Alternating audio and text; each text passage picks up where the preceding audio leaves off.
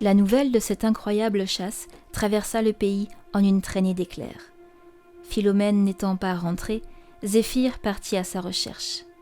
Sa sente, longeant le lieu sacrificiel, il décida de voir de ses yeux l'incroyable bête qui avait été gâchée, foudroyée. Lorsqu'il s'approcha du gracile corps inerte et déjà froid, les griffes s'écartèrent. Il lui sembla que les yeux sombres cherchaient sa présence.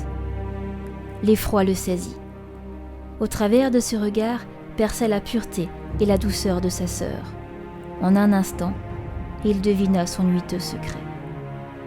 Il ne pouvait la laisser en proie à ces hommes qui s'apprêtaient à la posséder pour l'exhiber comme une pièce de chair, certes rare, mais juste bestiale.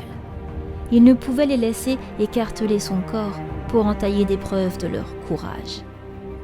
Il se remémora alors cette histoire que lui racontait Philomène pour l'endormir lorsqu'ils étaient encore enfants. La seule histoire dont sa sœur elle-même se souvenait et qui par leur mère lui avait été léguée. L'histoire d'Alphad, le parchemin contenant Fathom, la destinée de tous les peuples.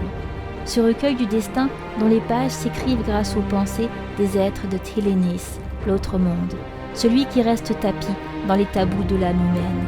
On y trouve leurs rêves, leur vie, leurs désirs, leurs alliances, leur passé et leur avenir, leurs incantations, leurs sorts, leurs charrois, pour façonner et forger l'amour, la haine, la vie, la mort, la lumière, les ténèbres, un présent.